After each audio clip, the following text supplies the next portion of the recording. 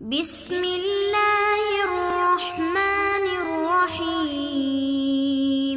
بسم اللہ الرحمن الرحیم۔ السلام علیکم مزید طلبہ کرام، امید ہے آپ حضرات خیریت سے ہوں گے۔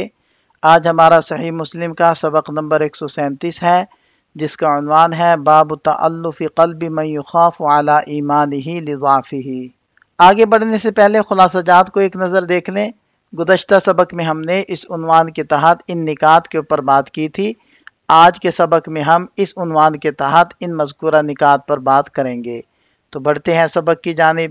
وبه قال حدثنا ابن ابي عمر قال حدثنا سفيان عن الزهري عن عامر بن سعد عن ابيه قال قسم رسول الله صلى الله عليه وسلم قسما فقلت يا رسول الله اعط فلانا فانه مؤمن فقال النبي صلى الله عليه وسلم او مسلم اقولها ثلاثا ويرددها علي ثلاثا او مسلم ثم قال انی لأعطي الرجل وغيره احب الی منه مخافت ان یکبہ اللہ فی النار۔ حضرت سعد بن ابی وقاص رضی اللہ عنہ فرماتے ہیں کہ حضور نبی کریم صلی اللہ علیہ وسلم نے کچھ مال لوگوں میں تقسیم فرمایا۔ میں نے عرض کیا کہ اللہ کے رسول فلاں شخص کو دیجئے کہ وہ مومن ہے۔ آپ علیہ السلام نے فرمایا کہ یا مسلم ہے۔ میں نے 3 بار یوں ہی کہا اور آپ علیہ السلام نے تینوں بار مجھے یہی جواب دیا کہ یا مسلم ہے۔ پھر فرمایا کہ میں کسی شخص کو مال دیتا ہوں حالانکہ اس کے علاوہ کئی دوسرے مجھے زیادہ محبوب ہوتے ہیں، لیکن دینے والے کو صرف اس ڈر سے دیتا ہوں کہ کہیں اللہ عز و جل اسے اوندے منہ جہنم میں نہ ڈال دیں۔ حضرت سعد بن ابی وقاص رضی اللہ عنہ حضور نبی کریم صلی اللہ علیہ وسلم کے ماموں ہیں۔ ان پر آپ علیہ السلام فخر کرتے تھے اور فرمایا کرتے تھے کہ کیا کوئی شخص میرے ماموں کی مانند ہے۔ حضرت سعد مستجاب الدعوات تھے۔ ایک دفعہ انہوں نے ایک بوڑھے گستاخ کو 3 بددعائیں دی تھیں جو درست ثابت ہوئیں۔ حضرت سعد رضی اللہ عنہ فاتح عراق بھی ہیں اور جنگ قادسیہ میں آپ نے نمایاں کارنامے انجام دیے۔ کسریٰ کے مدائن کو بھی آپ نے فتح کیا۔ اس حدیث میں تذکرہ ہے کہ آپ علیہ السلام نے ایک کھرے مسلمان کو چھوڑ کر ایک کچے مسلمان کو مال دیا۔ اس پر حضرت سعد رضی اللہ عنہ نے بار بار سوال کیا کہ ایک پکے مسلمان کو چھوڑ کر کچے مسلمان کو مال کیوں دیا جا رہا ہے۔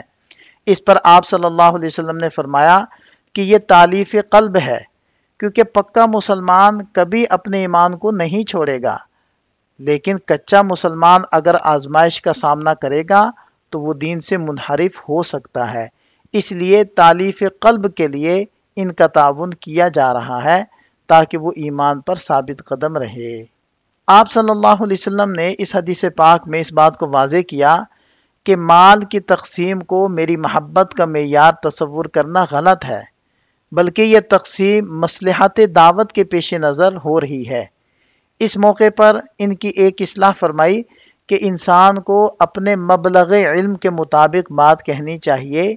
ایمان دل کی ایک صفت ہے اور اسلام ظاہری انقیاد کا نام ہے۔ دل کا حال کسی کو کیا معلوم، لہذا ان کے لیے مومن کی بجائے مسلم کا لفظ استعمال کرنا زیادہ مناسب ہے۔ یہ ایک طرح کی بے ادبی ہے کہ صاحب وحی کے سامنے کسی کے متعلق ایسے احکام لگائے جائیں جن کا علم اللہ کی اطلاع کے بغیر خود کسی کو بھی نہیں ہوتا۔ اس حدیث سے معلوم ہوا کہ بغیر مشورہ مانگے مفضول افضل کو رائے دے سکتا ہے، اور اسی سے معلوم ہوا کہ افضل مفضول کی رائے کو ٹھکرا دے اگر مصلحت کے خلاف ہو، اور افضل کو چاہیے کہ تردید کی وجہ بھی بتلا دے۔ ان یکبہ اللہ، کب یکب منہ کے بل جہنم میں گرنے کے معنی میں ہے۔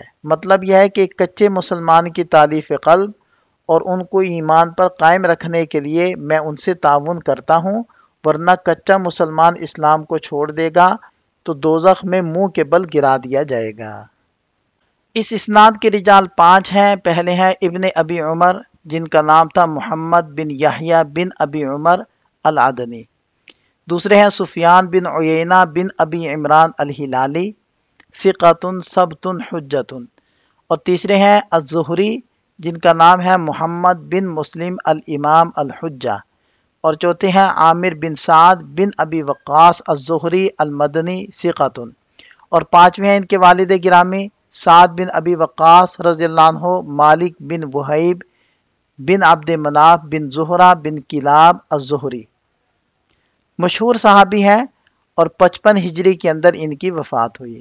یہاں اس اسناد کے لطائف کو ذکر کیا جا رہا ہے۔ پہلا نقطہ یہ ہے کہ یہ امام مسلم رحمۃ اللہ علیہ کی خماسیات میں سے ہے، اس کے رجال سیاستہ کے رجال ہیں، اور اس میں امام زہری سے مدنی راویوں کا تسلسل ہے، اور اس میں تابعی سے روایت کرتے ہیں، اور ابن اپنے والد سے روایت کر رہے ہیں، اور اس میں صحابی حضرت سعد بن ابی وقاص رضی اللہ عنہ وہ صحابی ہیں جنہوں نے اللہ کے راستے میں سب سے پہلا تیر چلایا، اور یہ عشرہ مبشرہ میں سے ایک ہیں، اور ان 10 حضرات میں سے سب سے آخر میں انہوں نے وفات پائی، عقیق مقام پر انہوں نے وفات پائی، اور پھر ان کو مدینہ لا کر مدینہ میں دفن کیا گیا۔ جن صاحب کو حضرت سعد رضی اللہ عنہ نے مال دینے کی سفارش کی تھی ان کا نام جعیل بن سراقہ الزمری تھا رضی اللہ عنہ۔ یہ ایک مہاجر صحابی تھے۔ آپ علیہ السلام نے فرمایا کہ وہ اس شخص کو اس لیے مال دے رہے ہیں تاکہ اس کا دل جیت سکیں اور اس کے کمزور ایمان کو مضبوط کریں، کیونکہ انہیں خوف تھا کہ اگر اس شخص کو نہ دیا گیا تو اس کا ایمان مزید کمزور ہو سکتا ہے، جس کی وجہ سے وہ دین سے منحرف ہو سکتا ہے اور جہنم کا ایندھن بن سکتا ہے۔ اس اقدام کو تالیف قلب کہا جاتا ہے۔ اس میں دین کی جانب متوجہ کرنے یا ثابت قدم رہنے کے لیے مال دیا جاتا ہے۔ آپ علیہ السلام نے یہ بھی فرمایا کہ جو شخص پکا مسلمان ہو، اس کا ایمان مضبوط ہو، اس کے لیے اس طرح کے اقدامات کی ضرورت نہیں ہوتی اور انہیں اس کے ایمان پر کوئی خطرہ نہیں ہوتا۔ خلاصہ یہ ہے کہ آپ علیہ السلام نے اسلام ظاہر کرنے والوں کو دلجوئی کے طور پر مال دیا۔ جب آپ علیہ السلام نے ایک گروہ کو مال دیا اور حضرت جعیل بن سراقہ جو ایک مہاجر صحابی تھے ان کو چھوڑ دیا، تب تمام احباب نے سوال اٹھایا۔ تو حضرت سعد رضی اللہ عنہ نے اس معاملے میں آپ صلی اللہ علیہ وسلم سے بات کی، کیونکہ وہ سمجھتے تھے کہ جعیل ان لوگوں سے زیادہ مستحق ہیں کیونکہ انہوں نے ان سے زیادہ ثابت قدمی دکھائی تھی۔ اس لیے حضرت سعد نے ان کے بارے میں آپ علیہ السلام سے بار بار سوال کیا۔ آپ علیہ السلام نے حضرت سعد کی 2 باتوں کی طرف توجہ دلائی۔ پہلی بات یہ تھی کہ انہوں نے حکمت سے ان لوگوں کو مال دیا اور حضرت جعیل کو محبوب ہونے کے باوجود چھوڑا۔ اس کی وجہ یہ تھی کہ اگر ان لوگوں کو یعنی مؤلفۃ القلوب کو مال نہ دیا جاتا تو ان کے ارتداد کا خطرہ تھا اور وہ عذاب میں مبتلا ہو جاتے۔ دوسری بات یہ تھی کہ آپ علیہ السلام نے اس بات کی طرف توجہ دلائی کہ کسی شخص کی حقیقت یعنی باطنی حالت کے بارے میں بغیر تصدیق کے تعریف نہ کی جائے اور صرف ظاہر عمل کو اہمیت دی جائے۔ وبی قال حدثنا زہیر بن حرب قال حدثنا یعقوب بن ابراہیم قال حدثنا ابن اخی بن شہاب عن عمه قال اخبرني عامر بن سعد بن ابی وقاص عن ابی سعد ان رسول اللہ صلی اللہ علیہ وسلم اعطى رهطا وسعد جالس فيهم قال سعد فترك رسول الله صلى الله عليه وسلم منهم من لم يعطه وهو أعجبهم إلي فقلت يا رسول الله ما لك عن فلان فوالله إني لا أراه مؤمنا فقال رسول الله صلى الله عليه وسلم أو مسلما قال فسكت قليلا ثم غلبني ما أعلم منه فقلت يا رسول الله ما لك عن فلان فوالله إني لا أراه مؤمنا فقال رسول الله صلى الله عليه وسلم أو مسلما قال فسكت قليلا ثم غلبني ما علمت منه فقلت يا رسول الله ما لك عن فلان فوالله إني لا أراه مؤمنا فقال رسول الله صلى الله عليه وسلم أو مسلما إني لأعطي الرجل وغيره أحب إلي منه خشية أن يكب في النار على وجهه۔ حضرت سعد بن ابی وقاص رضی اللہ عنہ سے روایت ہے کہ نبی پاک صلی اللہ علیہ وسلم نے ایک جماعت کو کچھ مال وغیرہ عطا فرمایا اور حضرت سعد ان کے درمیان ہی بیٹھے تھے۔ فرماتے ہیں کہ آپ صلی اللہ علیہ وسلم نے ان میں سے بعض کو نہیں دیا، حالانکہ وہ ان میں سے میرے نزدیک سب سے بہتر تھے۔ لہذا میں نے آپ علیہ السلام سے عرض کیا کہ آپ نے فلاں کو کیوں عطا نہیں فرمایا، حالانکہ اللہ کی قسم میں تو اسے مومن سمجھتا ہوں۔ آپ علیہ السلام نے فرمایا کہ یا مسلم۔ فرماتے ہیں کہ میں ذرا خاموش رہا، پھر مجھ پر اسی خیال نے غلبہ پا لیا کہ میں تو اس سے زیادہ مومن کسی کو تصور نہیں کرتا، لہذا میں نے کہا اللہ کے رسول آپ نے فلاں کو کیوں عطا نہیں فرمایا، خدا کی قسم میں تو اسے مومن تصور کرتا ہوں۔ آپ علیہ السلام نے فرمایا یا مسلم۔ فرماتے ہیں کہ میں پھر کچھ دیر خاموش رہا، لیکن پھر اسی خیال نے میرے اوپر غلبہ پا لیا جو میں اس کے بارے میں جانتا تھا، لہذا میں نے پھر عرض کیا اللہ کے رسول آپ نے فلاں سے اعراض کیا، حالانکہ اللہ کی قسم میں تو اسے مومن تصور کرتا ہوں۔ آپ علیہ السلام نے فرمایا بے شک میں کسی آدمی کو کچھ دیتا ہوں حالانکہ اس کے علاوہ دوسرے کئی لوگ مجھے اس کی بنسبت زیادہ محبوب ہوتے ہیں، صرف اس خدشے کی بنا پر کہ کہیں وہ جہنم میں اوندے منہ جھونک نہ دیا جائے۔ اس اسناد کے رجال 6 ہیں۔ پہلے ہیں زہیر بن حرب، دوسرے ہیں یعقوب بن ابراہیم بن سعد بن ابراہیم بن عبد الرحمن ثقۃ فاضل، تیسرے ہیں ابن اخی ابن شہاب جن کا نام تھا محمد بن عبداللہ بن مسلم بن عبید اللہ صدوق، اور بقیہ حضرات کا تذکرہ اس سے پہلے گزر چکا۔ یہاں اس اسناد کے لطائف کو ذکر کیا جا رہا ہے۔ پہلا نقطہ یہ ہے کہ یہ امام مسلم رحمۃ اللہ علیہ کی سداسیات میں سے ہے، لہذا یہ سابقہ سند سے انزل درجے کی سند ہے، اور اس کے رجال سیاستہ کے رجال ہیں۔ اس میں مدنی راویوں کا تسلسل ہے، اور اس میں 4 ایسی شخصیات کا تذکرہ ہے کہ جو تمام کے تمام زہری کہلاتے ہیں۔ یہ حدیث متفق علیہ ہے، اور دیگر ائمہ حدیث نے بھی اپنی اپنی کتابوں کے اندر اس حدیث کو روایت کیا ہے، جس کی تفصیلات یہاں موجود ہیں۔ یہاں سے اس حدیث کے فوائد کو ذکر کیا جا رہا ہے۔ پہلا فائدہ یہ ہے کہ اس میں اس بات کی وضاحت کی گئی ہے کہ کمزور ایمان والوں کے دل جیتنے کے لیے ان سے حسن سلوک اور تالیف کرنا جائز ہے۔ دوسرا فائدہ یہ ہے کہ اس میں یہ بھی بتایا گیا ہے کہ ایمان کے بارے میں بغیر کسی واضح دلیل کے فیصلہ نہیں کرنا چاہیے۔ تیسرا فائدہ اس میں یہ ہے کہ اسلام اور ایمان کے درمیان فرق ہے، اور اس بات کو اس سے پہلے کتاب الایمان میں تفصیل سے ذکر کیا جا چکا ہے۔ چوتھا فائدہ اس میں اس بات کو ذکر کیا گیا ہے کہ صرف زبان سے اقرار کرنا ایمان کے لیے کافی نہیں ہے، بلکہ دل سے اعتقاد بھی ضروری ہے۔ یہ اہل حق کا موقف ہے، جو کرامیہ اور غلاۃ المرجیہ کے موقف سے مختلف ہے، جو صرف اقرار کو کافی سمجھتے ہیں۔ پانچواں فائدہ اس میں یہ ہے کہ کسی شخص کے لیے یہ جائز ہے کہ وہ اپنے خیال کے مطابق جائز معاملے میں حکام سے سفارش کرے۔ اس حدیث سے یہ فائدہ بھی حاصل ہوا کہ اگر کسی معاملے میں کوئی نقصان یا فساد نہ ہو تو اس معاملے میں مشفوع الیہ یعنی جس سے سفارش ہم کر رہے ہیں اس سے بات کرنا جائز ہے۔ اور یہ فائدہ بھی حاصل ہوا کہ مفضول فاضل کو نصیحت کر سکتا ہے اگر مفضول یہ سمجھتا ہو کہ فاضل کسی اہم بات کو بھول گیا ہے۔ اور یہ فائدہ بھی حاصل ہوا کہ نصیحت کو پوشیدہ طریقے سے کرنا زیادہ بہتر ہے، جیسا کہ حدیث پاک میں آیا ہے کہ میں نبی پاک صلی اللہ علیہ وسلم کے پاس گیا اور انہیں سرگوشی کی۔ اس کے علاوہ اگر اعلانیہ نصیحت کرنے سے فساد پیدا ہو تو اس سے بچنا ضروری ہے۔ اور یہ فائدہ بھی حاصل ہوا کہ فاضل شخص ہمیشہ دی جانے والی نصیحت کو فوراً قبول نہیں کرتا، بلکہ وہ اس میں غور و فکر کرتا ہے، اگر اس میں کوئی فائدہ نہ ہو تو اس پر عمل نہیں کرتا۔